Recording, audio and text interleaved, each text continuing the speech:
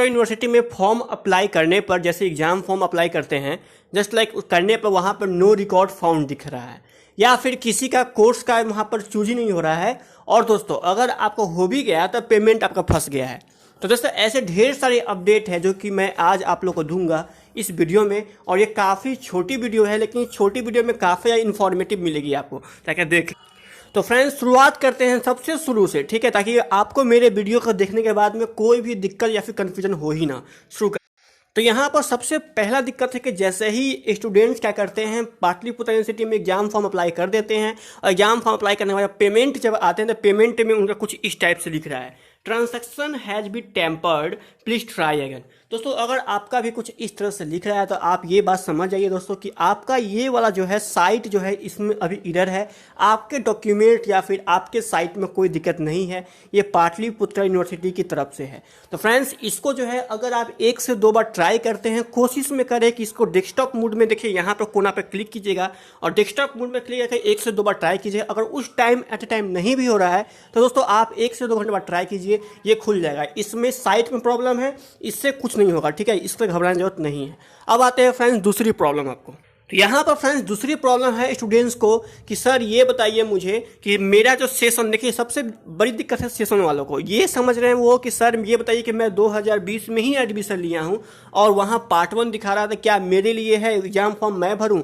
तो उनको बता दूं कि हुआ क्या एक्चुअली में कि 19 से 22 वाले जो सेशन थे उसका पार्ट 1 का एग्जाम फॉर्म अभी नहीं फिलअप हुआ था, जो कि अगले साल ही हो जाना चाहिए था, लेकिन कोरोना वायरस के कारण में इतना लेट हो गया, 2020 के लास्ट तक फिर उसका एग्जाम फॉर्म नहीं फिलअप हुआ।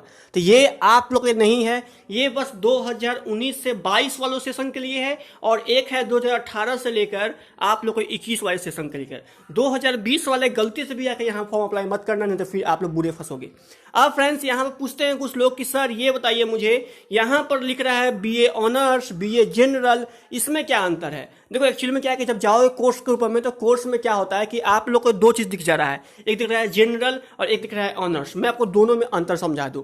देखिए दोस्तों जो बीए जो ऑनर्स लिखा हुआ है ना, वही आप लोग को चुनना है। सबसे पहले क्या करना है कि आप लोग एग्जाम फॉर्म जिस समय एडमिशन लिए थे, आप ज्यादातर लोग ऑनर्स ही करते हैं। जनरल क्या होता है, ये पास कोर्स वालों को होता है, जिनका 45% से भी नंबर कम होता है ना, वो उस सेंस में आपको जनरल में जाकर अप्लाई कर देते हैं कभी कभी। या फिर दोस्तों जो लोग प्रमोट हुए हैं उन सब के लिए है। जो लोग ऑनर्स पेपर वाले हैं, ठीक है, जो ऑनर्स पेपर वाले हैं वो ऑनर्स ही चुनेंगे। यहाँ बीए ऑनर्स ईयर 1 चुनना है। इस हालत में मैं आपको एक डिटेल्स बता दूं जे जनरल में। तो फ्रेंड्स आप यहाँ देखिए, यहाँ पर मैं समझाता हूँ, यहाँ पर क्या लिखा हुआ है, कि बीए और bachelor of arts, BA general is an undergraduate course. BA is often referred as simply BA and BA pass course. तो फ्रेंड्स आपको समझ में आ गया है। यहाँ पर क्या है कि जनरल का मतलब ये होता है कि that is not subject specific and one continuous number of combination of subject apart from 1 and 2 compulsory subject. मतलब दोस्तों जिनका तो क्या है कि आपको पाटलिपुत्र 2 कोर्स करवाती है, एक पास वाला भी करवाती है और एक आपको ऑनर्स वाला कोर्स भी करवाती है। तो अगर उनका पास कोर्स है, अगर वो कंपलसरी नहीं है, उनका मतलब वो चुने हुए हैं जिसको 45% से कम नंबर आता है, उनको भी मौका देती है पाटलिपुत्र। उस हालत में आपके लिए जनरल है। अगर आपका ऑनर्स पेपर है, जो कि आपका कंपलसरी सब्जेक्ट भी आपको 2 पेपर मेन है, तो आप ऑनर्स ही चुने। और यहाँ पर 90% उनका ऑनर्स ही पेपर होगा, तो आप ऑनर्स चुने। और वैसे भी आप जो एडमिशन लिए होंगे उसमें आपको बीए ऑनर्स ही लिखा होगा। अगर वहाँ बीए जनरल दिखा रहा है तो फ्रेंड्स उस हालत में आप बीए जनरल चुनना। अब आते हैं नेक्स्ट यहाँ पर क्वेरी।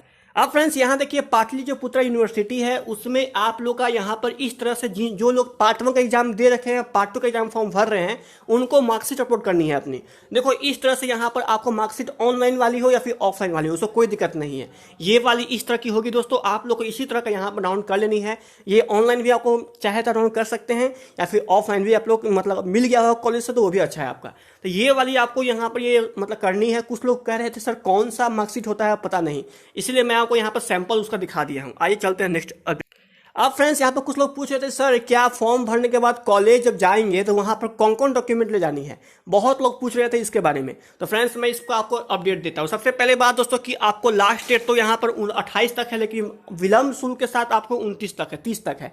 तो आप चाहे तो जब मन तब जा सकते हैं, मतलब कि आज फॉर्म यहाँ पर भर लिए तो आप भी आज भी जाकर आप अपना मतलब करवा सकते हैं वेरिफिकेशन। अब दोस्तों मैं आता हूँ यहाँ पर कौन कौन डॉक्यूमेंट ले जानी है।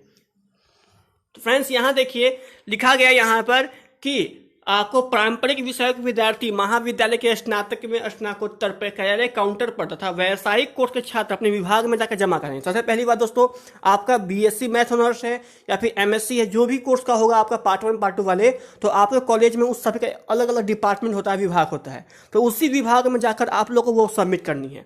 अब इसमें लिखा गया है कि अग्रसरित परीक्षा प्रपत्र को महाविद्यालय कार्यालय तथा ऑनलाइन अप्रूव किया जाएगा। सबसे पहले दोस्तों ऑनलाइन आपको एग्जाम फॉर्म भर देंगे, वो वाली आपको लेकर जानी है, और व्यावसायिक कोर्स के अप्रूवल का कार्य संबंधित विभाग में ही होगा। परीक्षा फॉर्म के साथ नामांकन शुल्क की छायाप्रति संलग्न कर जमा करें। ठीक है, यहाँ पर डॉक्यूमेंट बोल चुका है आप लोग को, जब आप लोग एडमिशन लिए होंगे तो आप लोग को एक नामांकन शुल्क की छायाप्रति मिली होगी, वो वाली। ठीक है, वो पाटलिपुत्र जो दी थी आपको वो वाली, या फिर कॉलेज जो मिली थी आपको रसीद वो वाली, और सच तो एग्जाम फॉर्म जो फिलअप किए हैं उसका प्रिंट आउट, ये सब कुल मिलाकर आपको लेकर जाकर जमा करनी है। आपको कोई भी डॉक्यूमेंट जैसे कि आपको यहाँ पर 10th एंड 12th का ये सब नहीं जमा करनी है। दूसरी बात, जो लोग पार्ट 2 जमा कर रहे हैं उनको पार्ट 1 का भी, उनको मतलब पार्ट 1 का मार्कशीट भी लेकर शायद जाना पड़ सकता है। तो मैं आपको डॉक्यूमेंट के बारे में आइडिया दे दिया, और यहाँ पर डेट का कोई निश्चित नहीं है। अगर आप आज फॉर्म भर लिए तो जाके आज भी कर दीजिए, आपको वहाँ पर सबमिट ले लेगी, जमा ले लेगी। ठीक है, यहाँ पर कोई डेट वोट इसके बारे में नहीं निकाला गया। अब यहाँ पर सबसे मेन दिक्कत है यहाँ पर क्या है कि रिकॉर्ड नॉट फाउंड दिखा रहा है। देखिए यहाँ पर इस तरह से अगर आपका भी दिखा रहा है सर्च करने पर रिकॉर्ड नॉट फाउंड, देखो ऐसा इसलिए लिख रहा है क्योंकि सबसे पहली बात दोस्तों कि पाटलिपुत्र यूनिवर्सिटी जो है आपको धीरे धीरे कॉलेज से भी डाटा ले रही है, जैसे कि एएन कॉलेज हो गया, बीएन कॉलेज मतलब कि माफ करना बीडी इवनिंग हो गया, 11 बजे जितने भी कॉलेज हैं उन सभी से वो डाटा ले रही है, और वो सभी कॉलेज वाले अपने अपने जितना भी उसमें एडमिशन हुआ है ना वो सबका लिस्ट भेजता है कि भाई मेरे कॉलेज से इतना हुआ, मेरे कॉलेज से इतना हुआ। तो उस हालात में दोस्तों यहाँ पर क्या हुआ कि पाटलिपुत्र यूनिवर्सिटी के पास धीरे धीरे वो सब डाटा पहुंच रही है।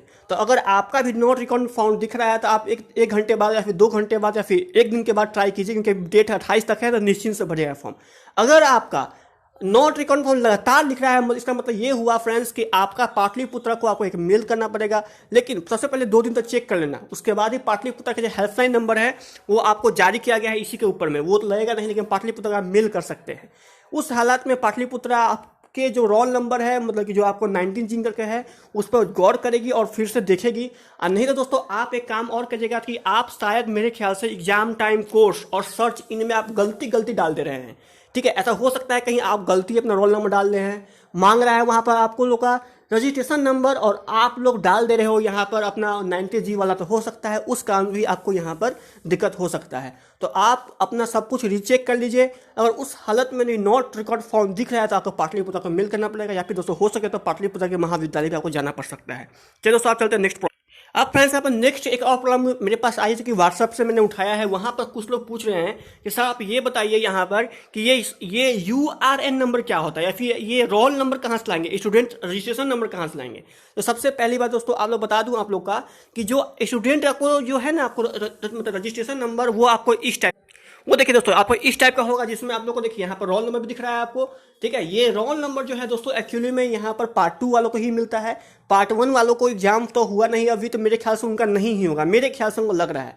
ठीक है, लेकिन आप सभी के पास एक नंबर आया होगा रजिस्ट्रेशन नंबर, तो वो आप चाहे तो अपना रजिस्ट्रेशन स्लिप डाउनलोड करके वहां से भी आप नंबर उठा सकते हैं, या फिर दोस्तों जिस समय आप डाउनलोड किए थे वो स्क्रीनशॉट रखे हुए हैं, या फिर आपका मेल चेक कर लीजिए एक बार। आपके पास यहाँ पर ये जो नंबर है आपको 1820 वाला, ये इस टाइप का होगा, 19 करके कुछ होगा, तो वो वाला नंबर आपके पास जरूर होगा, आप लोग एक बार चेकआउट करिएगा। ठीक है, यही होता है आपको रोल नंबर रजिस्ट्रेशन नंबर। अब कुछ लोग पूछा सर URN नंबर क्या होता है, वो भी बहुत इंपॉर्टेंट है, U.RN नंबर। तो फिर चलते हैं उसके ऊपर वो क्या होता है, अगर आपके पास है तो वही। तो फ्रेंड्स जो आपका URN जो नंबर है वो एक्चुअली में आपका आधार कार्ड नंबर है। ठीक है, तो फ्रेंड्स आपके पास एक 14 डिजिट का जो आधार कार्ड नंबर होगा वो भी दोस्तों आप डालकर इसमें सर्च कर सकते हैं। आप कुछ लोग कह रहे थे सर ये नहीं है वो नहीं है, तो आप देखकर डाल कर देख लेना, क्योंकि एक्चुअली में जो URN जो नंबर लिखा गया है वो आपको आधार कार्ड के नंबर को ही डिनोट करता है। अब देखिए दोस्तों यहाँ पर एक और नंबर है इंट्रेंस नंबर।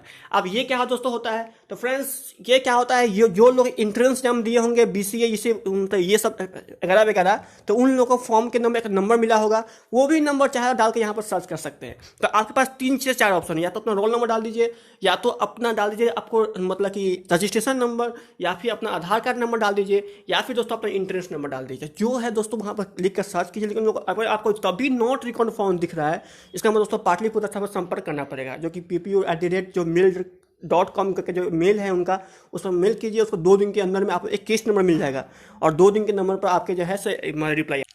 अब फ्रेंड्स यहाँ पे क्या था, कुछ लोग पूछ रहे थे सर कि मैं पेमेंट कर दिया हूँ, लेकिन पेमेंट के बाद क्या हुआ एक्चुअली में कि मेरा जो है पैसा फंस गया, लेकिन यहाँ अभी भी अनपेड दिखा रहा था। बताता हूँ दोस्तों कि आप लोग क्या करना है कि पेमेंट आप जिस दिन किए, पेमेंट तो अब कट गया बैंक अकाउंट से, लेकिन आपका अनपेड दिखा रहा था दोस्तों, ठीक उसके एक दिन के बाद फिर से अगेन आपको दोबारा पेमेंट करनी पड़ेगी। और जो पैसा आपने पेमेंट में फंसा दिया, जैसे 700 रुपये कोई नहीं फंसा दिया, ठीक है, तो आपको जो 700 रुपये है वो आपके 5 से 6 दिन के अंदर में आपके बैंक अकाउंट में ऑटोमेटिक जमा हो जाएगी। ठीक है, वो पाटलिपुत्र उसको नहीं रखेगा, वो 5 से 6 दिन के अंदर में आप अकाउंट चेक करना, अकाउंट में ऑटोमेटिक आपका जो है बैलेंस ऑटोमेटिक बढ़ जाएगा, वो उसका मैसेज नहीं आता है, ऑटोमेटिक अकाउंट में जुड़ जाता है। ठीक है, तो फ्रेंड्स यही होता है। आपको होता क्या है दोस्तों कि आपको यहाँ पर अनपेड दिख रहा है, तो आपको दोबारा पेमेंट कर दीजिए, और जो पैसा फंस गया हुआ है वो पैसा आपके बैंक अकाउंट में दोबारा जमा हो जाएगा 5 से 6 दिन के अंदर। दोस्तों घबराने की कोई बात नहीं है, पाटलिपुत्र आपका 1 रुपया भी एक्स्ट्रा नहीं रखेगी। तो फ्रेंड्स ये थी सही प्रॉब्लम, और जानता हूँ काफ़ी ज़्यादा लंबी वीडियो बना दिया हूँ दोस्तों, लेकिन एक एक प्रॉब्लम को मैं यहाँ पर आपको सॉल्व किया हूँ और आप लोगों को बताया हूँ। अगर इसके अलावा भी कोई और प्रॉब्लम है, ठीक है, तो आप लोग मेरे व्हाट्सएप पर आ जाओ, या फिर अगर नंबर है तो आ जाओ, नहीं तो मेरे इंस्टाग्राम के बायो में है नंबर, जाके वहाँ से कॉन्टेक्ट कर लेना, या फिर फ़ोन भी कर सकते हो सुबह शाम के 5 से 6 के बजे में, और आप लोग पूछ भी सकते हो। ठीक है, तो दोस्तों मिलता हूँ फिर से एक फ्रेश वीडियो में। वीडियो पसंद आए वीडियो को लाइक शेयर सब्सक्राइब कीजिए। गुड बाय, जय हिंद, जय भारत।